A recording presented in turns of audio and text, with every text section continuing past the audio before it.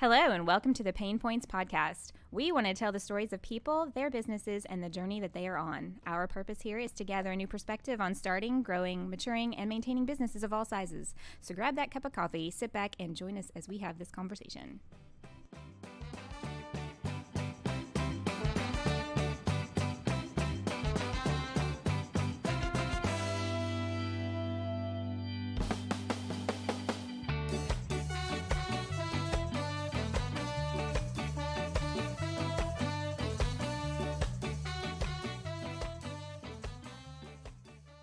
Hey guys, welcome back to another episode. I am Sarah Harbuck, your host, and with me is Kristin Ellis today. Hello.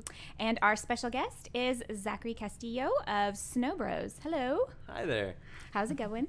Pretty good. How about you? It's Monday. We're all like trying to wake up.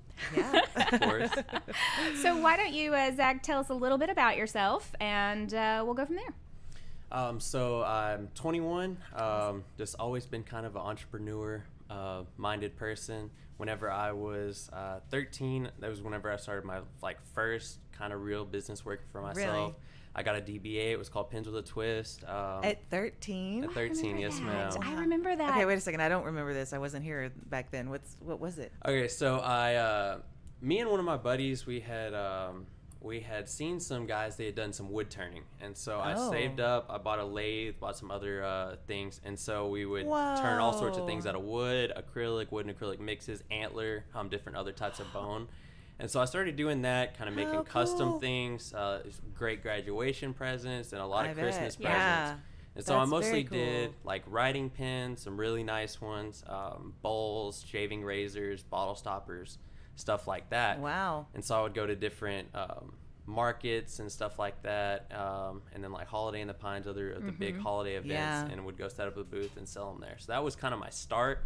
It was pretty simple, smaller scale than what I'm doing now. Yeah, but at 13 to do that and buy the equipment and get a DBA. And they were so beautiful. All the the things they made. Wow. Yeah. His mom used to post on Facebook all the time. So I would have been that's how I selling remember. them under the table to my friends at school, and that would have been as far as I would have thought to take it. That's pretty awesome. Oh, yeah, I did that too whenever I was younger, with football cards, so trying to get the best trade possible. Oh, yeah. Yep. But yeah, I kind of learned from a really young age that I like working for myself a lot more than I like working for other people. It's a good lesson to learn early. It's a little more freedom, a little more flexibility, Yes. So you did that at 13. How long did that last? I did that probably up. I still do it every now and then because I still have a couple customers that still come back to me. And because they've been such great customers over the years, I continue to make stuff for them. But I pretty much kind of 18 as soon as I graduated, because that's when I had to go get a real job, work for somebody else, and have as much time to do it. Have a steady paycheck. Exactly. Right. Yeah. So that's when it kind of slowed down a little bit, but it was fantastic throughout high school. I mean, I was able to save up, buy my own first car, stuff like that. So Very cool. And it's a job you can do kind of in your own time frame too. Yes. Yeah. And being homeschooled through high school was helpful because I'm not sitting there until 4 or 5 at school. So if I, busting out my stuff, I could get up at 8, I can have it done by noon, and then I can make however much I need to make. Time to do, yeah. That's very Homeschooling cool. has that advantage.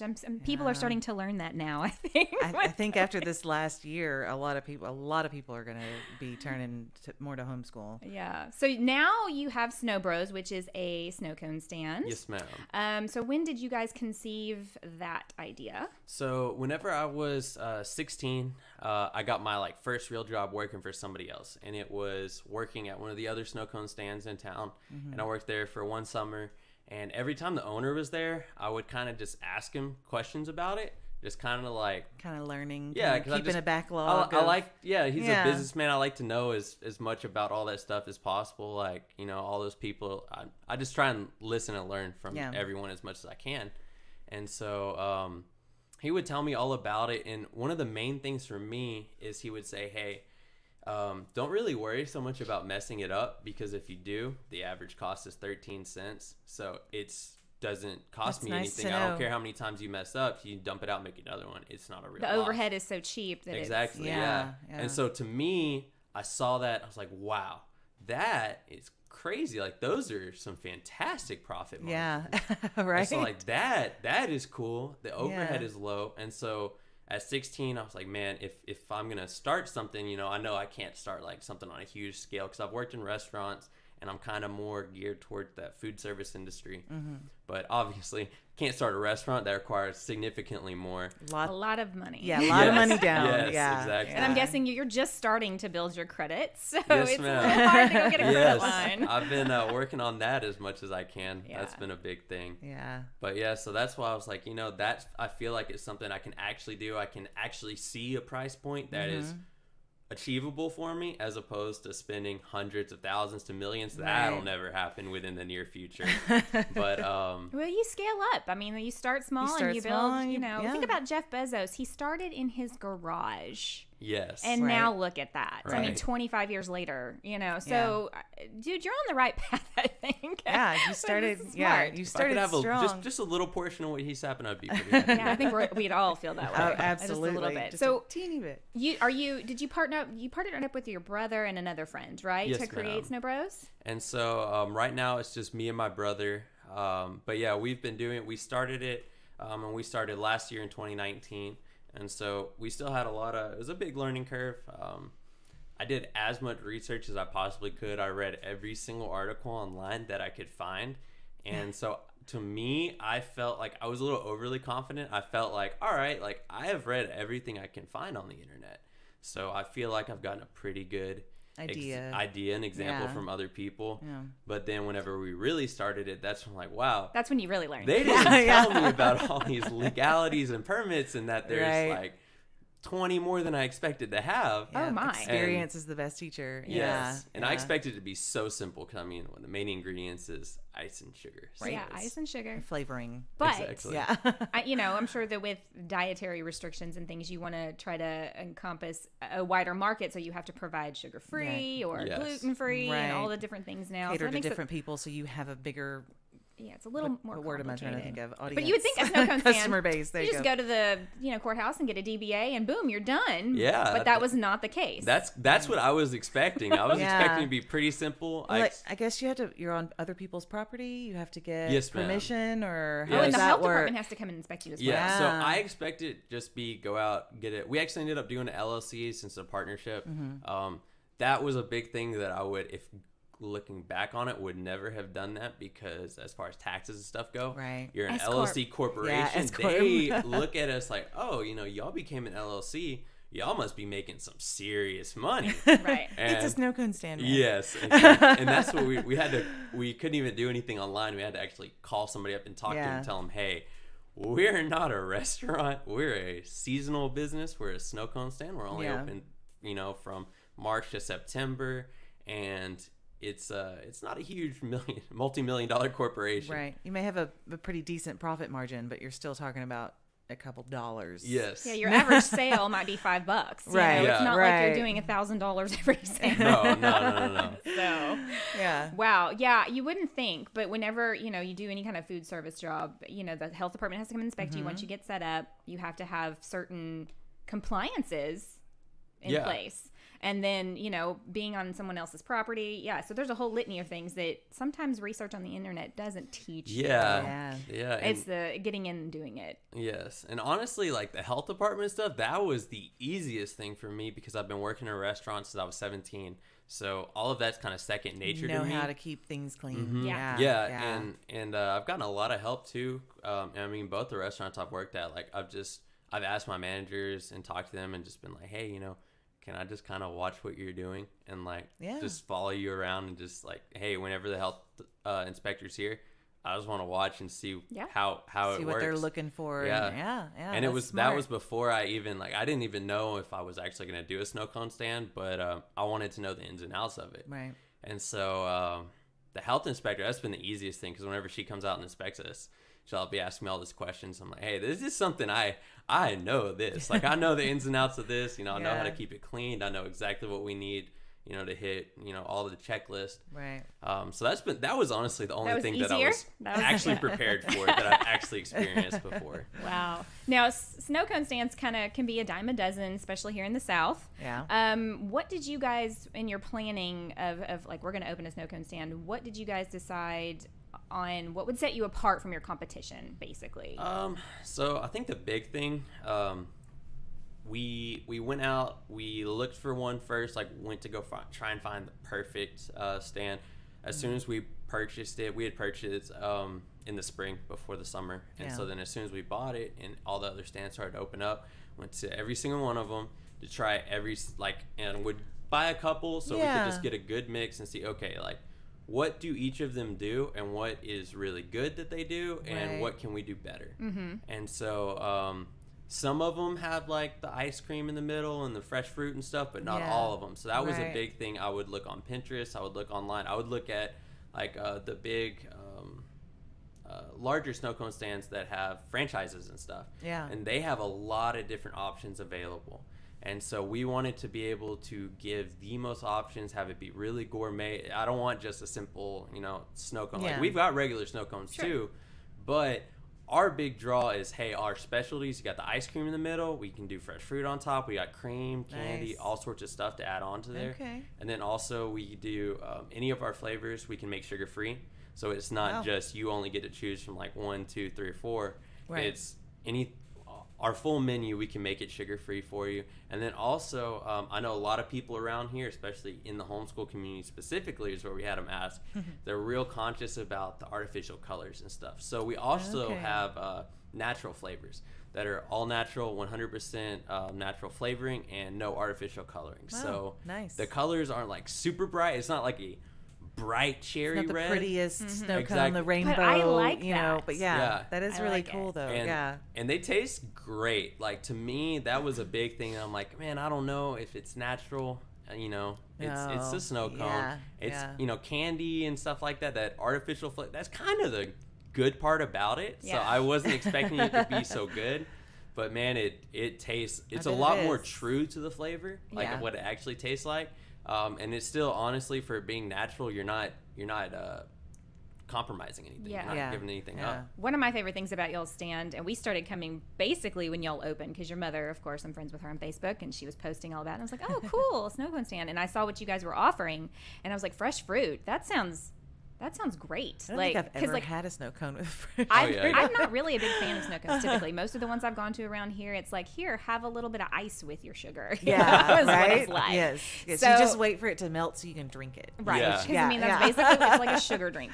And so when I went to you guys have all these like specialty ones that have different types of fruits and different ice creams and things like that, and you have these little candy adornments, and of course my 11-year-old at the time, she's 12 now, she was like, this is cool, it's got cotton candy all over the top of it or whatever.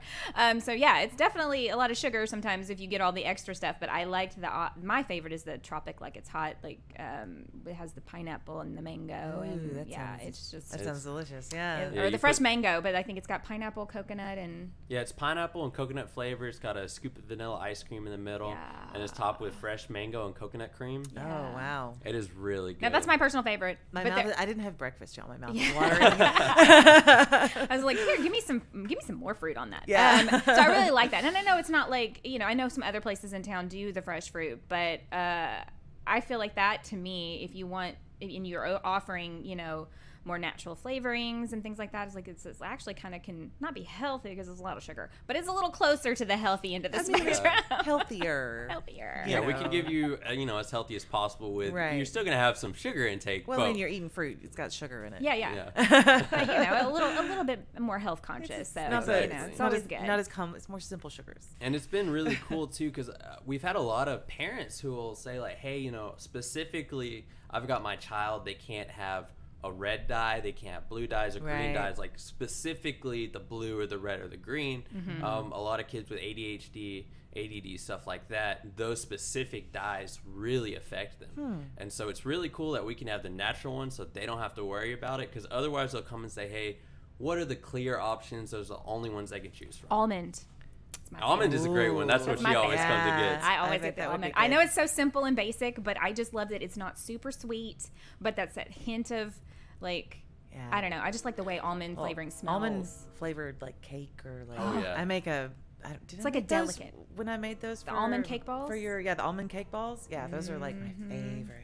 It's got a little bit of that like creaminess, that little amaretto almost flavor to it. It is really good. It's my favorite I would have one. To try that. And there's like literally, and I don't know if it's a different company y'all buy your flavorings from or what, but I've tried it at other places and it's just not the same. See, so that was another big thing that we did whenever I was going in product testing, every other place. I would be looking in there to see, all right, what brand are they using? And so I think around here I'd seen like 4 different brands. And so the one that I tried, I'm like, these are by far the best flavor. This is by far the best brand to get. So that's what we're going with. So you did your research. And so did that affect, like, obviously you're using higher quality products, which is what's setting you apart and getting you your business, above everybody else. Did that affect, how did that affect your pricing, or were you able to bring in a larger crowd so that you were able to keep the prices down? Like, how did that work out? Some of our things are a little bit more expensive, like to buy. I would imagine if you've got ice cream and fresh fruit, it's going to be a little bit more than just some syrup. Yeah. But to me, honestly, like, it is a little bit more. Our prices are just as competitive with everyone else's. Yeah. But I don't really have a problem with a little smaller profit margins for it to be the best quality product possible. And the other very good attitude to have. I know. Yeah. The other really big that's going to keep people coming back, though. Yeah. But the other really big thing is your ice shaver, right? That's the whole business. Yes. So they've got like the cheap ones you can buy for a home, put on the counter. A couple of them use that, but it's a little like chippy ice. It's really not that good. Yeah. So we went out and we were like, okay, like, what is the best one on the market? That's really the only thing that set us back, because it was I couldn't even imagine that just a snow cone machine reached the price points that they do. But we went out and we bought the absolute best one possible that actually, like, it's like snow. It's not like crushed ice. It's not shaped. I guess it's technically shaved ice. Is the best I've tried. That smooth kind of. It just kind of melts in your mouth the minute you put it in there. Yeah, nice. That's awesome. And that was another thing we had to kind of test, where we wanted to see, all right, like, what is the perfect, like, simple syrup sugar to water ratio, to where, because if you get like just the right amount of sugar, you don't want to overdo it, because then it's not going to seep into it, and you don't want to underdo it, because it's just going to melt your ice immediately. Okay. But if you get that perfect ratio with the snow, it stays snowy. It stays just super, super soft the whole time. It just melts together perfectly. Yeah, it really very does. Nice. It's very good. Very good. So when you're talking about the expense of your snow cone stand, it sounds like this was not, initially the upfront costs, were there. So had you saved up money? Did you have investors? Did your parents help? You don't have to dig into the nitty gritty of numbers, but maybe give us some insight into how you guys managed it all. So that's kind of why, originally I would have just, I like to go do things, do it as much on my own as I can, but that's why I started with my brother and stuff, because, pull our money together. Right. I borrowed some money from my grandparents too. They helped me out some. But really, we didn't have to take out a ton of loans, kept that pretty minimal, because we were able to save up a decent amount. And then honestly, the biggest thing that I probably learned starting out is I'm like, okay, here's how much everything costs. So I'm like, okay, like, here's how much I'm expecting to spend. Then came along all the permits and licensing, didn't realize how much more we're gonna have to spend on that. But I was still working, I was still serving throughout that, so we had our initial investment, and I kind of spent all the money I had. But the whole time, it took us a couple months to get up and running. So that whole time, like, all right, every bit of money that every penny that's not going to rent, that's not going to car payment, stuff like that, putting it straight back into it. So that helped, because we did kind of work out the whole process over a couple of months. And so I was able to just kind of make money as I go, and just put it right back into it. That's nice. But I definitely learned that I expected it to cost a specific price point, and it was significantly more. You should always plan for about 20% more than whatever it is you have initially. Obviously we've started and run a bunch of different businesses, my husband and I, and so we have learned over time, and now we've gotten a little smarter. So it's like, okay, we think it's going to be, like, say $10,000. No, it's probably going to be more like 15, And that's exactly what I've learned to do. Like, if I'm expecting it to be 10, I'm going to hope it stays at 10, but I want to have 15. If I think it's going to be 20, I better have 30. Because you don't even, and two, you don't know, like, hey, everything might be working perfectly today, might not work tomorrow. What happens if your snow cone machine breaks down? See, so on that, we're all right, because we have a second one for our mobile one, and so since our mobile one, we only take it to events if we have to. If it breaks, we just go grab that other one, throw it in there, switch them out. Yeah.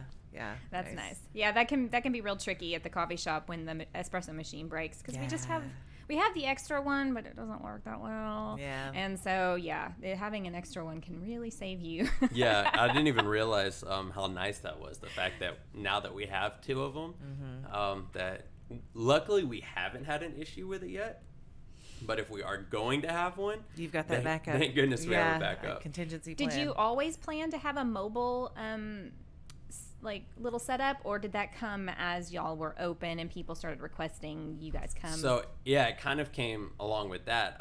I wasn't sure how much we were gonna get asked to go do mobile stuff. Yeah. And our main trailer, it's pretty big, and also the way it was custom built, and it was built with wood paneling, all that, which is it looks like a little log cabin. It does. It looks awesome. That was part of the draw, but wood as opposed to some aluminum on there is very heavy. Yeah. And it's just annoying because we have it leveled out perfectly. I don't like moving it because we got to spend all the time to level it out again, and it's really heavy. It's a lot to tow around behind. Right. So that's when we're like, okay, we had taken that one to a couple of events, and then we're like, hey, maybe if we find another one for sale that's smaller, lighter, that'd be a good investment, because we're starting to have more and more people ask us to go out and be at places. And I would imagine birthday parties or like summer weddings around here. Yes. Corporate events. We actually just catered a wedding on September 12th, I think. That was really cool. It was our first wedding to do, so that was pretty awesome. Yeah. I mean, snow cone stand at a wedding. That'd be that awesome. Would be it was really cool. They did a food truck and then a snow cone stand. So I mean, it's would be awesome. Fantastic. Well, I mean, people have like the candy bars, and like, why not have the cotton candy? Have you ever seen the cotton candy machines at a wedding? Like why not have a snow cone stand? Well, especially if you're getting married here, anytime from like April to October. It's Texas. You're gonna die of a heat stroke. We have like 9 months of summer, so. Right? And that was the other really nice thing. I'm like, man, we're starting here. We're not just a summer season, honestly, because summer runs into all the other seasons. So we got a pretty wide window. I mean, you guys could essentially open in February and be open till November, and you don't really be closed for a couple of months if you needed to be. You've talked about quite a few things. You are such a natural speaker. I love it. What has doing all of this, I mean, obviously you started a business when you were 13, so this is not your first rodeo, but what has this business and the other businesses you've been involved in, what has it taught you about yourself as a person, or just business running, or whatever you want to share? The number one thing, kind of like I said earlier, I love working for myself. I do not like working for other people. I mean, it's fine. I'll show up. I'll do the best job I possibly can. Do what you got to do, yeah. But I enjoy working for myself, no matter how much. Like, I put significantly more work hours into that than I do at my regular job. Right. Sure. But I enjoy every minute of it significantly more than it gives you more joy to be working for yourself. It really does. Yeah. And even when I'm not, like, we've barely started to reach the point where we're making money, because honestly that was a good thing. I'm glad I went into it thinking that for the first 3 years I'm not really hoping to make anything. That's smart. just wanting to break even, and then after that hopefully just continue to grow it, and then it's a nice little side hustle. So that's why I continue to have a job, so I'm good. I didn't need any money from it. That job's paying my bills, and this is going to hopefully be taking care of me in the future. Nice. Yeah. Very nice. I mean, learning that about yourself at this young age, and young, you're 21. That's, not that young. But knowing that about yourself, can really set you up for the future of how you approach any other businesses you want to start, or if you're working for somebody else, knowing that, okay, this is to supplement something else I have over here on the side. It's, so you can kind of like, I can manage to get through this working for, a corporation or whatever, because, in the end I'll be doing this project over here. So, some people don't learn that about themselves as young as you have. And I think that's an asset going forward. And you can always, okay, well, I got this business established. Now I'm going to start the next one. You made me like my husband and be a serial business starter and just have a whole have all of them. He's one of the guys around here that I look up to, and I'm seeing like that is really cool. Everything he's doing, that is something that I would love to be just like that, because that's what I enjoy. And these days, you got to diversify. You got to have. Yeah, exactly. You can't have all your eggs in one basket because not at all. never know. Oh, I mean, this has been the year of what they call pivoting. If for 2020 has taught us anything, it's how to adapt. Yes. You have to be adaptable. So, yeah. Did y'all have to do anything differently for, that? Or have, pretty much when you work in food service, you have to be cleanly and hygienic and all that. We got really lucky because, everyone kind of had to adapt to do a drive-through, do walk-up, takeout. Thankfully, ours is already a drive-through on one side, a walk-up and pick it up on the other side. Yeah. It's outdoors, so you can easily social distance. You don't have to be right beside people. Yep. Right. If you're coughing and they're, standing a significant ways away from you, you're also not inside, so you're not like touching all the same things as each other. So that's been a big thing. I mean, honestly, having to wear the masks in there, it is very hot. Yeah. We have a little portable AC. Do you have an AC in there? We do. It is not the best. Yeah. I'll be getting a new one for next year. Another investment in the business. Yes. There you go. Keep your employees happy. Yes. It was not so bad before the masks. Then the mask, I'm like, oh my goodness, this is way too hot. Yeah. It's like you create a whole humid situation right here on your mouth, and that to me is what's uncomfortable about it, is that it's just all this heat right here in your face. Yeah. Have you seen the masks that have the little clear plastic insert so that you can I saw someone in that yesterday at Walmart. Isn't it all foggy though? Yes, because yeah. It was that's pretty all funny. You can't see anything anyway. It's just condensation. I mean, I feel really bad for hearing impaired people, I know. because that's got to be the worst when you can read lips and now you can't read anybody's lips. Yeah. So I just got back to serving. I started this weekend, and that's been a big thing. Is whenever I'm serving older people, I'm like normally I'm used to getting closer to them to talk to them, like make sure that they can hear me. Now you're just basically having to scream at them. Yeah, and because there's no reading lips, so I'm having to just be really, really loud and clear so they can hear me. Yeah. Because normally they can just look at me and kind of figure it out. Right. Restaurants can get loud, all that background noise. Yeah. All Yeah. that. Yeah. I don't have hearing problems, and sometimes it's hard to hear. Yeah. Yeah. That's got to be a struggle. Yeah. Oh. What, in running a small business like this, what has been like a really helpful tool that you guys have utilized, an accounting system or a social media system, or what helps you guys stay organized and on track? Yeah, so I mean, a big thing honestly has just been Facebook and Instagram has some really cool free kind of marketing tools. I mean, you got to pay to do some of it, but they have a lot of free stuff you just kind of look at and see all the different things you can do before you have to go out and spend money. Nice. A lot of places, like we're not big enough to go have a marketing agency for us because we can't afford to pay them all the money to do it. So we design everything ourselves. We get the ads up and running. And so all those free tools that we can use to see before we start paying for it, it's really neat. It's really cool. Other cool tools that are also free, like I like to listen to business podcasts like this, this, other ones similar to yours. That's really neat too, even if I'm listening to it about somebody that I'm not even close to in their industry. I like to hear, hey, how are they doing things like this? It's cool to learn. Just know as much as possible, and then because a lot of them are similar. And there's a lot of parallels we've found crossover, right? And it's also nice to hear that it's not easy. And it's not easy for everyone. I'm not the only one sitting here struggling. No. If you don't struggle just a little bit, do you really appreciate it? Right. The success really, really runs in. So that's great. Do now you and your brother Taylor, does like somebody take over the advertising, or do you both work equally on that? So, I mean, we both just kind of do all that ourselves. I mean, he's pretty good with Photoshop, so he kind of designs it all. Yeah. And then, I do... He doesn't really post anything on social media, and I don't. I hate social media as a whole. Yeah. I don't really like it for myself, but for the business, you have to have it for a business. Yeah, you gotta have. I would have totally deleted my Facebook a while back if I didn't need it for work stuff, because it's just kind of a cesspool. Like I told you through email the other day, like I just took a break from the internet. I just had to. It's real struggle right now. Yeah, it is nice. I did. I got rid of my Facebook account this year because I was like, Instagram's pretty pictures. Yeah. See, that's why I prefer Instagram, because you don't get the political rants, because I don't care what side you're on. It's just... You don't want to be inundated with that all the time. Yeah, it's the easiest way to divide people for absolutely no reason. on Instagram. Yeah. Yeah. Just, look at pretty pictures and smile. Because the world has enough horror in it. Yeah. That's why Facebook, I really don't like being on at all. Instagram, I do kind of enjoy because, you look at some cool stuff, makes you happy. You don't have to spend time on it. Like, you can spend a couple minutes and move on. And then a couple minutes later, move on. But I'm actually right now, like, my phone broke.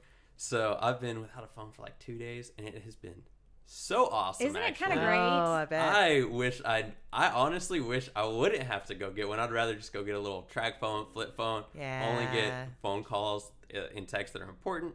Yeah. And just leave it at that. I've got to get it again because, you're running a business. You kind of have to have one. But I kind of, it's so nice. I'm like, wow, I don't have it. You know what? Like, we're closed right now. We're not about to open up again for a little bit, so I don't really care if I get a phone call. That's because a nice time to take a little break from it, is when you're closed anyway. I've kind of started to adopt, like, okay, Saturdays and Sundays. Yeah. Unless it's super important and I need to respond, because of a logistical thing.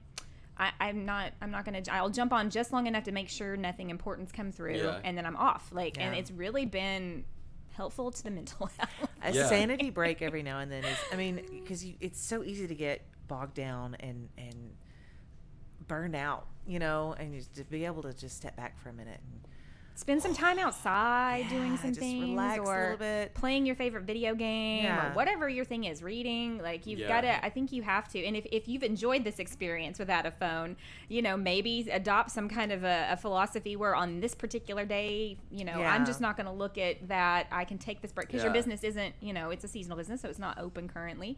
But that I think we would all be a little bit better off in society if we just put take a the break. Facebook down for a little while. I agree. Take a break every now and then. That's what I'm hoping for next year. I've always because my dad, he has his personal phone, he's got a business phone. And I'm like, man, that's kind of weird. Like, how do you carry around 2 phones? Why would you want to do that? But you don't always carry around both phones. Yeah, and so that's what I'm like, man, honestly, for next year, I'm like, man, I kind of need to just have a specific business one. I don't want anyone that I do business with to have my phone number. And that can be the one that's just the little track phone that you just get calls and texts on, and I take care of. Because I would love to be able to say, all right, this is my business phone. If I don't bring it with me, this phone number is just my personal one. All the people I need to get in touch with me can get in touch with me, and hey, they can call me. They can leave me a message. Oh, they text me. I can get, just like you said, Saturday and Sunday, I can get back with them Monday morning. Yep. And just take a little break, and that would...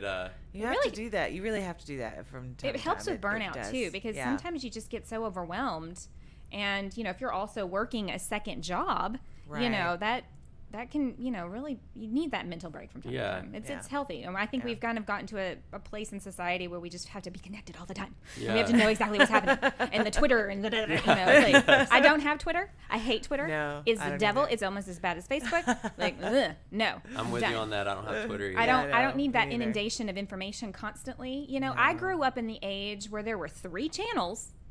And you had Peter Jennings on the nightly news, and at 6 o'clock, that's when you learned the things that happened that day. And this constant news cycle is crazy. So I'm totally for any kind of decompression. Get away from the computer, get away from the things, and just because a lot of business owners, your business is your life in a way, and so you get so caught up in that do that you don't ever really step back from it. So if you can pick a day of the week where you just like, I'm gonna focus on things I like and enjoy, or not even worry about this today, I feel like you're gonna be better. It feels a little tense those first few times you do it, but it's just like people with like writer's block or artists that are having a hard time or anything. You've got to step away for a minute, and when you come back to it, it's what is it? Absence makes the heart grow fonder. It's the same concept. You've got to step away for a minute so that you can really appreciate it and enjoy it when you're there. Because literally, anytime I've ever come, it's been you or your brother or one of the other employees you guys have, and that's it. Like, you guys are always there. Yeah, always. And so that's something that we're probably going to change for next year, because I think we're finally getting to the point where we can have more employees. But up until this point, that's been a big thing. We're like, okay, especially in 2020. We need to keep costs down as much as possible. So like the first year, obviously we worked everything ourselves. So I think we had have my girlfriend, and she worked most of it for free, honestly, just to help me out. And we had one other employee. And then this year, it's been the same way. This year, we do pay her now every single time because she's just been so helpful. But we have her. We have one other employee. And she needs to value herself. I mean, yeah, make that money. But, man, she's been a huge, huge help. And so this year, we've just kind of done it with just 2 other employees aside from me and my brother. But hopefully for next year, we'll be able to kind of step away a little bit. I mean, I was still going to be super involved, but I mean, it's kind of hard because I mean, even last night, I'm working at my other job, but it's a Sunday night, it's slower. And so in between, sitting in the back room, typing up things, working my other job while I'm at work, not doing anything. Right. Yeah. And so that's why you need those downtimes every now and then. Give your brain a bit of a rest because it can be a lot, especially when you are a small business and it's you and one or two other people and you're all shouldering all the weight, and it can be a lot to take on when you have to worry about marketing and social media posting and the business logistics and accounting and the schedule and all the things that go along with that can be it can be a lot, and you don't think about it. Oh, it's not gonna be that bad, but then as you do it day in, day out, it can get so overwhelming. And we're so small. It's not like I can't hire somebody to do every single. You can hire a manager and just say, take care of it for me. I'm going to step away. Exactly. Yeah. And obviously our story with the coffee shop, we worked it for several years. I mean, Ben was there practically 20 hours a day those first couple of years getting it going. And now it's turned over to other people and they do most of the day in and day out running of it for us. So, you'll get to a place where that's the case. It's just those first few years are kind of rough. Yeah. And see, and that's why I really don't mind it so much. I'm like, all right, like if I continue to put in the work now, it'll pay off later on for when, hey, I don't have to be there every single day. And that's what's going to be really nice to say, okay, cool. Now this is a really nice little side hustle. It's not taking me, 15 hours a day of actually physically being there because we're open 12 to 8, physically being there during those times.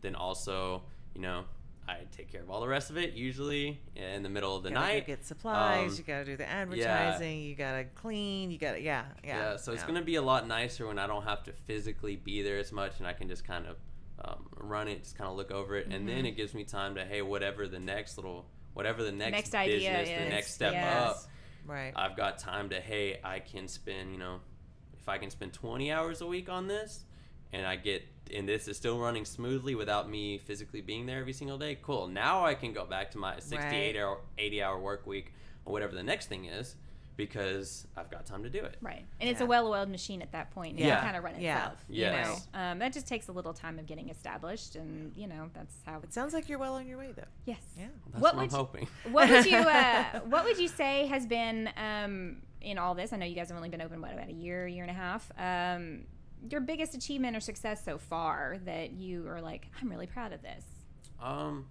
So for me, one of like the big things, like 2020, it's been a huge struggle. Just every single month we got a new little disaster that's going wrong. We had to shut down for a little bit. We started last year and I had higher hopes than I should have had for myself, and I didn't meet them. So then this year I was like, okay, let me be a little more reasonable.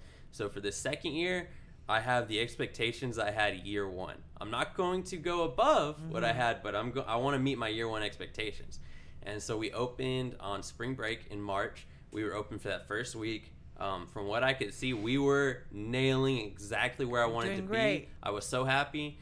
Then that weekend or that following Monday, everywhere shut down. I lost my job because they closed. So I'm like, well, I don't have a backup restaurant job. So like, there's no more paying the bills. Yeah. I'm like, and then for us, we had to choose. Well, at first we're like, okay, well, maybe this will pass. Like, we'll be okay. And then we ended up being closed until May 1st. So but I mean, that's just because whenever we saw it, we're like, honestly, to make a buck's not worth it. I don't want to make anyone come out and put their lives at risk.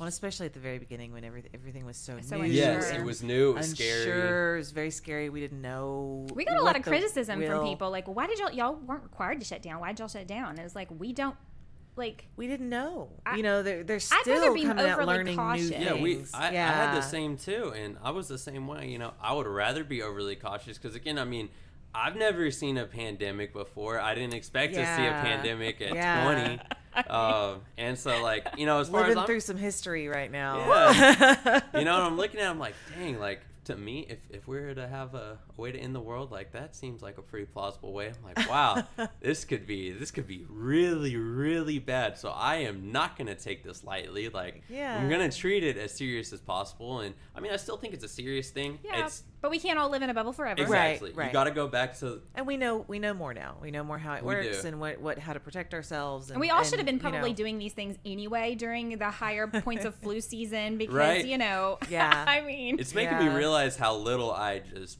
didn't care about it at all before. Never even paid any attention. I felt like I was a pretty sanitary person, and then it's like, oh, I'm washing my hands so much more now than I used to. Like, man, I didn't have hand sanitizer with me everywhere. I didn't make sure to do that every time I'm touching, things at Walmart, going to public places where hundreds of other people so it's all taught us to be a little bit more conscious of ourselves and each other. To me, that we got to work together as a community. Yeah. And if shutting down our businesses for those 30 days was, the best way to be a good steward to the people in our community, then I feel like we made the right decision. Yeah, and I agree. On all the criticism, it is what it is, and we did the best we could with the knowledge we had. And, thankfully, we applied for the PPP and a couple of the other things, and we were able to get them. And so our employees were able to get paid and all that. So it was good. But, whew, I don't know that. It was scary there, especially those first couple of months. It was all the small business owners I've talked to is like, wow, especially if you're in an industry like ours where you rely on people coming to your establishment. There's no way. There's no online selling of snow cones. Right. It's you have to have them physically be there. I mean, you can do the takeout and stuff too, but that's still not as many people do that. I mean, I don't really go get. Yeah. If I'm going to get food to go, like I go get fast food. I don't really go get a ton of takeout from restaurants because if I'm going to a restaurant, like part of the experience is going to the restaurant. Part of it's going there, and same thing with Standpipe. Like, I've still been going to get my coffee, and we can't sit down there, but I love going in there, taking care of work while we're there, going in there and sitting down. It's a great atmosphere. You still go sit on the patio, on the alley in the back. Yeah, we've kept the outdoor areas open. It's just the inside. It's still so, and now we're going to go into flu season, and so it's like, well, we can't really, there's always something, and you just want to be as good to the community as you possibly can and keep everybody as safe and healthy as you possibly can. So, Rose says hello. Somebody woke up.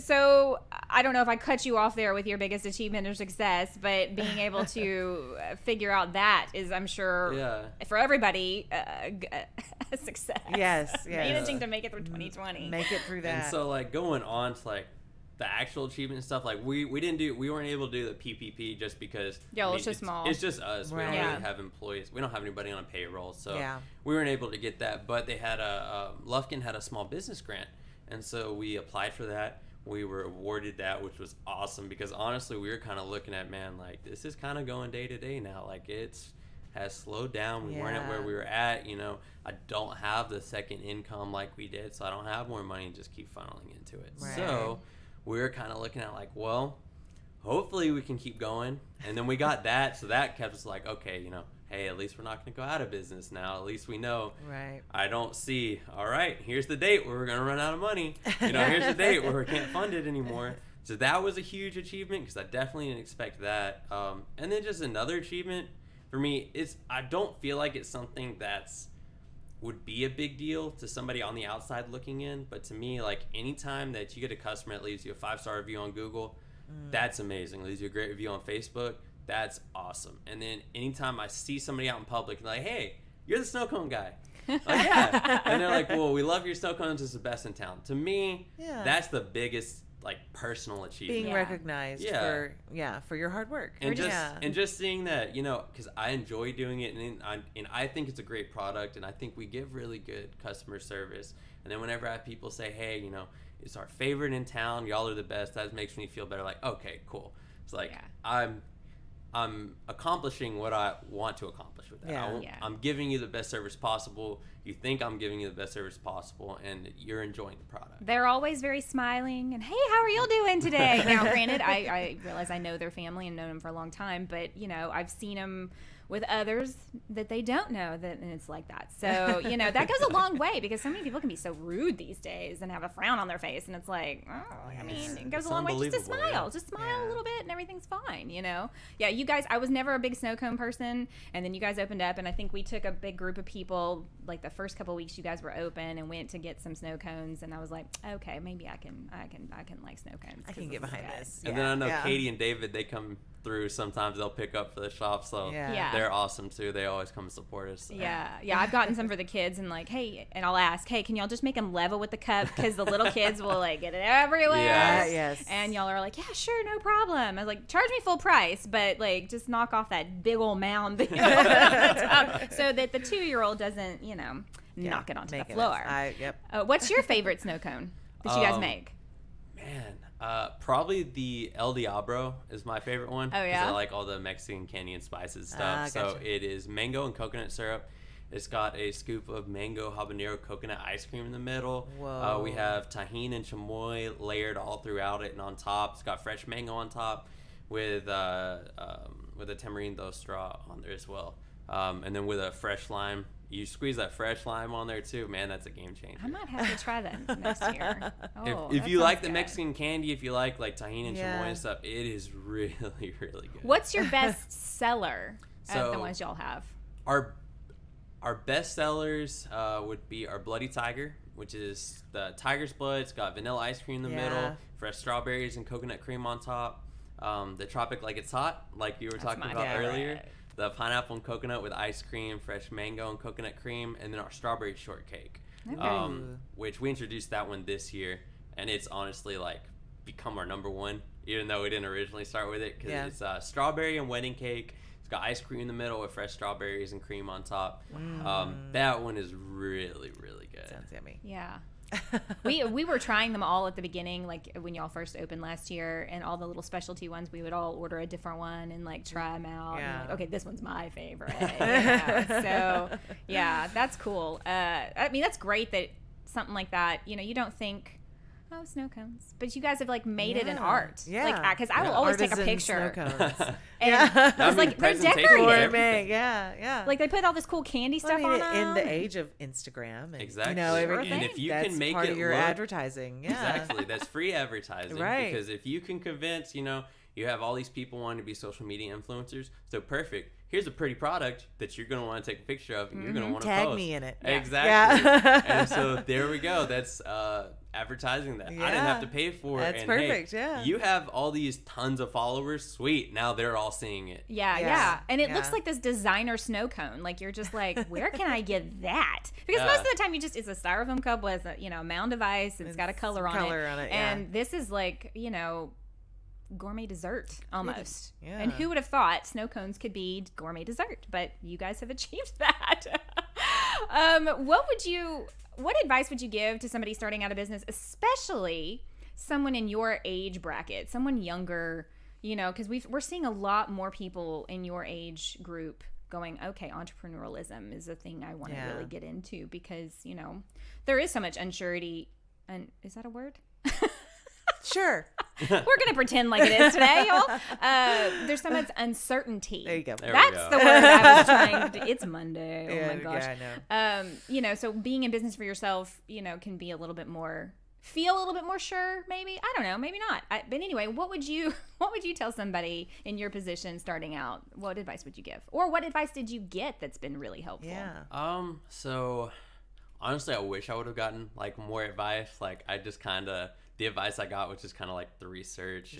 I'm going for it. Yeah, pretty much. Do this. Sometimes you just, But a big thing for me, I would say, don't expect to immediately start making money. Right. Have another job that pays your bills. So and honestly, you don't even have to it doesn't have to be paying that much. You don't have to, you can cut your hours down, but make sure you have a job so your bills are met, so you're not struggling in that sense.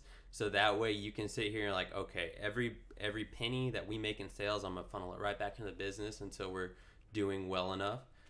So that's a big thing. And I would say, you know, don't immediately give up on it either. Like, hey, you know, give it 2-3 years before you expect to start making the money. Right. If you can make it back immediately, that's awesome. Like, you were doing you're killing it. Great job. Yeah. But sometimes it takes longer than you expect to be successful. Right. And that's a hard thing to get over, because same way for me, I had really high hopes in the beginning, and I had to learn, okay, I gotta dial them in a little bit. I'm not going to be at the level I wanted to be at for some time. So it's also good to be able to do that, to be able to step back and say, okay, so maybe I was expecting, rather than just feel I'm a failure. Yeah. You know, and giving up. You kept going, you know, and didn't give in whenever you maybe didn't meet those that first step expectations. that you had in terms of your goal was a little too steep for where, you know, your first year should be. But that doesn't mean that you shouldn't, you know, you should always, what is the phrase, shoot for the moon and you'll land among the stars, even if you don't, you know. You're gonna, having a better, higher goal, even if you fall short of that, at least you're trying to, you know, achieve it. So, you know, I don't see that as a negative per se. It was okay, this is realism has taught me this is more where I should be, but what's an inch or two above that, you know, and go for that so that you feel like you're constantly achieving something. Yeah, and I mean, and honestly too, you know, even if you set realistic goals for yourself, even if those are things like, hey, this is super realistic, I should be here.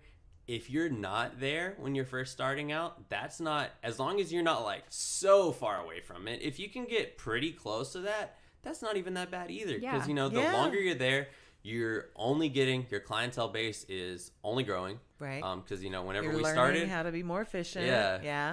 First summer, every single customer was a new customer. Second customer, we have all of the returning customers that we had from the previous year, plus the new ones. And so we saw that immediate growth in business just from that. So that's been a big thing. And too, because working with one of my other friends on doing the cocoa cabin for the winter, when we're going to be doing the hot chocolate. I was about to ask you what's coming up for the future for you guys. So, so this following within the next week or so, we'll be opening that up. So it's going to be the cocoa cabin. It's going to be gourmet specialty hot chocolate. We're going to have some coffee. We've got a bunch of awesome sweet treats. We're going to have like truffles, cake balls, Rice Krispie treats, other cool brownies and stuff like that. So it's going to be really, really neat. And I've been working with her, and I've just been telling her, like, hey, you know, don't expect to make money this winter. You know, you had to put in your initial investment. People need to know. People aren't used to snow cone stand being open in the winter. But this is a brilliant idea. Yeah. And we're going to switch from snow cones to hot chocolate. And see, and that was one of the things that's kind of a crutch for it, because as a seasonal business, so even if I got to the point where I could just work this job, I still have to go get another job in the winter. Right. So, you know, whenever COVID happened, I just never went back. And I was able to just work it slowly. Honestly, the biggest thing I learned, like personally from COVID, is that, wow, I'm not going out. So I really don't need to be spending as much money as I was spending before. Like, I can get by on a lot less. And it surprised me. So I was able to just work at the stand. We were able to, you know, start paying ourselves back some, which is awesome. I was able to make enough to get by and just rein in my spending and just make it work. But, you know, now I went back to it. But I'm excited for that, because now it was really one-dimensional before. But now we've got... You'll be able to cover both seasons. Exactly. We'll be able to... We'll have just a little bit of a time to be closed, to switch everything out. But we'll be able to be year-round. It's going to be pretty cool. Well, and we have such, you know, like we mentioned earlier, our summers last so long. And we have such mild... You know, generally speaking, mild winters and everything. Like fall and winter is whenever I want to be outside. Exactly. I'm a pale person. I don't do well in the sun, so I want to be outside when it's cooler out. You know, so that's you know, it's way more enjoyable when you're not sitting there sweating, roasting. Well, that's really exciting that you guys have decided to take the approach of, okay, well, snow cones in the spring, summer, early fall. Now we're gonna switch over into something that's more geared towards the winter months. Right. That's, you know, that's been 2020, just figuring out what to do differently and what to, you know, and I feel like that's a natural progression for a business like yours, is where this is what we'll do in the summertime, this is what we'll do in the winter. Ooh, y'all should get the your mobile one and put it at like Christmas tree farms. People grab some. hot cocoa, or and like then the go get your farmers Christmas market event. Yeah, go get your Christmas tree. That was a good idea. Yeah. I didn't even thought that far into Or you that could at even all. do that at wintertime weddings. Here's your hot chocolate bar. All right. I actually photographed a wedding last December where they had a hot cocoa bar. Yeah. That was the thing. That'd be great. And hey, I made cake balls for a wedding. I mean, I made cake balls for a wedding once. That was the treat. So if that's one of the things you've got, then we're gonna be doing those cake balls, and they are awesome. Yeah. And so it's kind of funny because this is the first time I'm like, wow, she's kind of taking all the reins as far as. So you're the support person on this. I'm more of the support, business side of it, because. I already know I have a general. I don't know everything, but at the beginning, you don't know what you don't know. Right. I've learned more from the mistakes I've made and something that I spent 5 hours on that could have taken me 5 minutes now. Mm-hmm. But now I know, wow, I should never have spent that much time on it. Now I know how easy it is. Or purchasing the wrong product, paying too much, overpaying for things. All of that, I haven't learned everything that I already knew going into it. It doesn't really stand out to me because I knew it. Yeah. But with the things that I messed up on, I'm like, ooh, I'm not going to make that expensive mistake again. Right. Yeah. Right. I mean, that's it. That's an education right there that you can't buy anywhere. Exactly. Mm-hmm. So that's great. Well, why don't you tell everybody where they can find you on social media and the location of your stand? Yeah. And All right. So we're located at 740 South Timberland Drive, right beside the China Hibachi Buffet and Tommy's Watch and Jewelry. We have a drive-through. We got some cones to mark it off. We also have a walk-up window on the backside. Our social media is at Lufkin SnoBros on Instagram, and then it's the same you can do the at Lufkin SnoBros handle on Facebook. It'll pop up with it. Okay. So that's where you can find us. All right. Well, we're looking forward to this gourmet hot chocolate. I know. I'm gonna be first in line. Yes. Awesome. Sounds good. Well, Zach, thanks so much for being with us today and taking time out of your very busy schedule to tell us all about the world of snow cones. I think that's going to wrap us up for today. Thanks, guys, for listening. Please come tell us your story. You can find us on our website at PaynePoints.com or any of our social media. If you're listening to this podcast on Apple Podcasts or Spotify, please follow and subscribe and leave a review. And you can also find us on YouTube. So go take a look at that, like and comment there. Make sure you follow us so that you never miss another episode. All right, guys. Well, that train signals it's time to go. So we're going to say goodbye, and we hope everybody has a great week. Thank you, guys. Thanks. Y'all have a good one. You too.